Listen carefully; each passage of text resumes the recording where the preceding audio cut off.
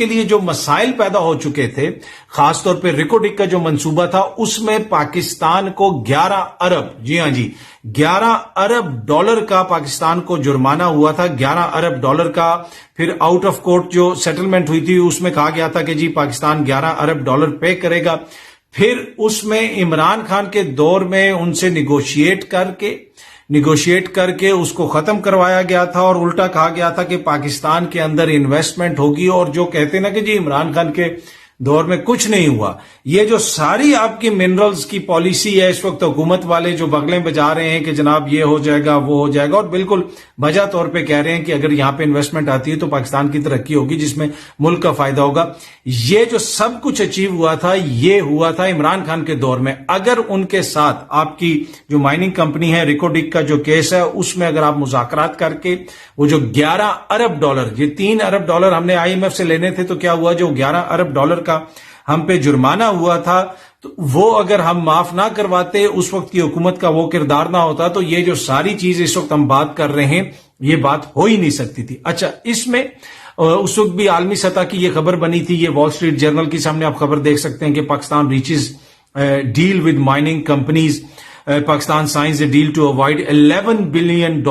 Penalty in Reko Diq case. اس کے علاوہ پاکستان نے مختلف جگہوں پہ آپ کو یہ خبر ملے گی۔ یہ سامنے آپ تصویر بھی دیکھ سکتے ہیں، اس تصویر کے اندر آپ دیکھ سکتے ہیں کہ وہ کمپنیز کے ساتھ جو ہے وہ معاہدہ وغیرہ ہو رہا ہے، وہ جو ڈیل ہو رہی ہے اس کے اوپر دستخط ہو رہے ہیں۔ پیچھے وزیر اعظم پاکستان بھی کھڑے ہیں، احمد اظہر صاحب بھی کھڑے ہیں، بلوچستان کے وزیر اعلیٰ بھی کھڑے ہیں، کینیڈا کی جو ہائی کمشنر ہیں وہ بھی کھڑی ہیں، اور دیگر شخصیات بھی کھڑی ہیں۔ اچھا، اب یہ ڈیل کس طرح ممکن ہو پائی تھی، اس پہ بھی میں تھوڑا سا آپ کو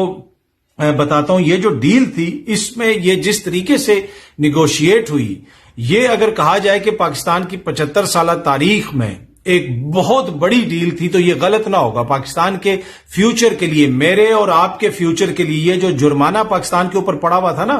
یہ پاکستان کی حکومتیں تو اس سے جان چھڑوا رہی تھیں، یہاں تک کہ ہر کوئی کہہ رہا تھا، ایک دوست ملک نے کہا کہ 1 ارب ڈالر آپ ہم سے لے لیں، باقی ہم جانے اور یہ ڈیل جانے، ہم دیکھ لیں گے۔ دیگر جو دوست ممالک تھے وہ بھی اس میں انٹرسٹڈ تھے، وہ کہتے جی تھوڑا سا پیسہ آپ ہم سے لے لیں، ہم یہ جرمانہ شانہ دیکھ لیتے ہیں، یہ کر لیتے ہیں، وہ کر لیتے ہیں، تو ہم اس کو دیکھ لیں گے، آپ چھوڑ دیں۔ پھر اس جرمانے کو ادا کرنے کے لیے، اس ڈیل کے لیے، ایک مشرق وسطیٰ کے بڑے امپورٹنٹ ملک کے پاس بڑی امپورٹنٹ شخصیات گئی تھی، اور ان کے جو وہاں کے جو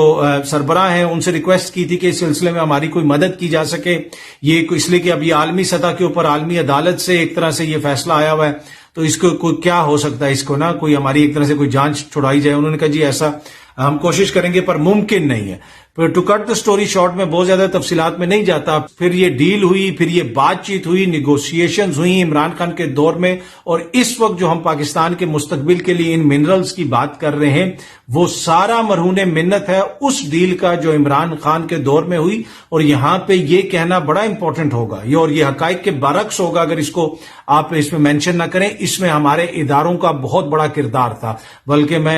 میرے پاس اکثر بہت دوست ہوتے ہیں بڑی بریکنگ نیوز دیتے ہیں، میری کوشش ہوتی ہے کہ میں چیزوں کو جنرل رکھتا ہوں، بہت زیادہ اسپیسیفکس میں نہیں جاتا، لیکن یہاں پہ میں آپ کو بتاتا ہوں، یہ ضروری ہے بتانا کہ اس میں منسٹری آف فائنانس کے لوگ تھے، پر اس کے اندر ہماری جو ایجنسی ہے، اسپیشلی ہمارے جو ادارے ہیں، ملٹری انٹیلیجنس کے جو لوگ ہیں، میں ذکر کر رہا ہوں آپ سے، اور یہ بڑی میں انفارمیشن کی بنیاد پہ بات کر رہا ہوں، ایسی بات نہیں کر رہا۔ ایم آئی کے افسران تھے نیگوشیشن ٹیم میں، اور پھر یہ ان ساری چیزوں کو دیکھنا، ان کو انویسٹیگیٹ کرنا کہ کس طریقے سے کیا ہو سکتا ہے، کس طریقے سے بہتر ہو سکتا ہے، منسٹری آف فائنانس کے لوگوں کو تھوڑی ہیلپ کرنا، جس طرح ہم نے دیکھا تھا FATF کی لسٹ میں بھی ایک کافی کام ہوا تھا۔ تو اس میں ایم آئی کے لوگوں کا بڑا کلیدی کردار تھا، ان کے افسران کا بڑا کلیدی کردار تھا، اور یہ سب نے یہ جو کیا تھا یہ کس کے لیے کیا تھا؟ یہ میرے اور آپ کے فیوچر کے لیے کیا تھا، پاکستان کے فیوچر کے لیے کیا تھا۔ اور آج جو حکومت یہ کہہ رہی ہے کہ جناب اس میں اتنا پوٹینشل ہے، تو یہ سارا پوٹینشل جو اگر ہم اچیو کریں گے انشاءاللہ ضرور کریں گے۔ وہ کس کی مرہون منت ہے؟ وہ عمران خان صاحب کے دور میں جو ڈیل ہوئی تھی، جو ان کی حکومت نے کردار ادا کیا تھا، اس وقت اداروں نے جو کردار ادا کیا تھا، اور اس وقت جو اپوزیشن میں لوگ تھے وہ ہمارے اداروں پہ اس وقت کس قسم کے الزامات لگاتے تھے، اس کی تفصیلات میں مجھے جانے کی ضرورت نہیں ہے۔ عمران خان صاحب نے اس زمانے میں اس کے اوپر ٹویٹ بھی کی تھی، اگر یہ آپ سامنے دیکھ سکتے ہیں، یہ ان کی ٹویٹ بھی ہے۔ یہ 2022 میں مارچ کے مہینے کے اندر خان صاحب جو ہے وہ لکھ رہے ہیں کہ I congratulate the nation and people of Balochistan on successful agreement with Barrick Gold for development of Reko Diq mine after 10 years of legal battles and negotiations. Legal battles and negotiations.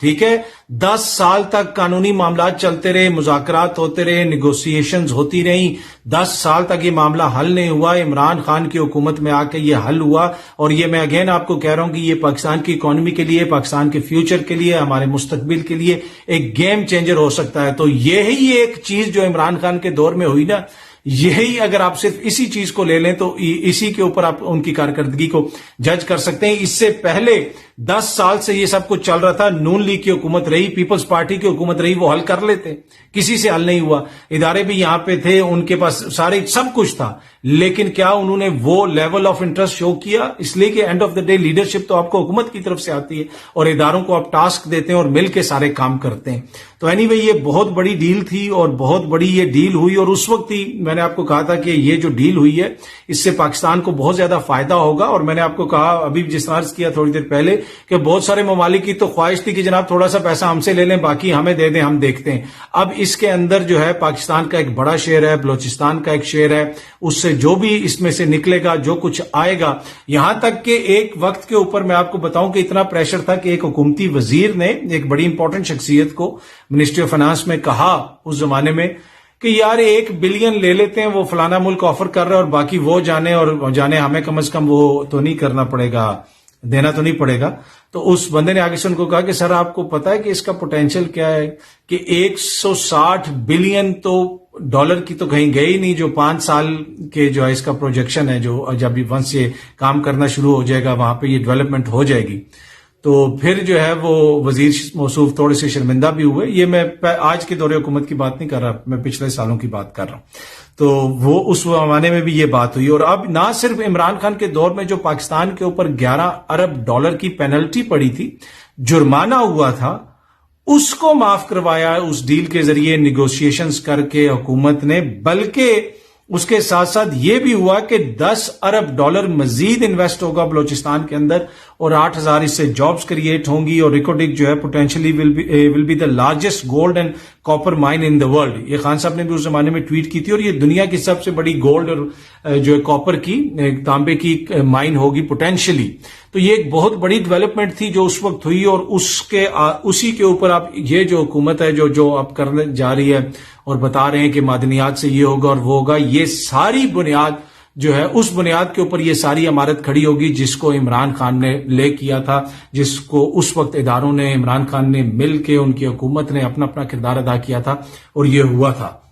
اگر وہ نہ ہوتا تو کبھی بھی آج ہم یہاں پہ اس پوزیشن میں نہ ہوتے کہ یہاں سے آگے ہم کہہ رہے ہوتے کہ اس معدنیات کے ذریعے ہم کیا نکلیں گی تو کیا ملک کو فائدہ ہوگا. تو یہ بڑی امپورٹنٹ چیز ہے. میں نے سوچا کہ یہ ڈیٹیلز آپ کے ساتھ شیئر کی جائیں, اس لیے کہ آج کل حکومت کافی انتھوزیاسٹک لگ رہی ہے اس حوالے سے, پر اس کا جو بیک گراؤنڈ ہے, کس طریقے سے یہ ڈیل خراب ہوئی, وہ آپ کو پتا ہے. افتخار چودھری صاحب کے زمانے میں کیا کچھ ہوا, کس کی حکومتیں تھیں, اس کے بعد کس کی حکومت آئی, انہوں نے کیا کیا, اور یہ معاملہ حل کس نے کیا. اور وہ جو کہتے ہیں نا جی کیا ہوا اس دور میں, نائلوں نالائکوں, یہ تھی وہ نائلوں نالائکوں کی حکومت جن کی اس ڈیل کی وجہ سے آج ہم اپنے ایک روشن مستقبل کی کم از کم کوئی امید کی بات تو کر رہے ہیں. بہت جلدی آپ سے دوبارہ ملاقات ہوگی. Thank you so much.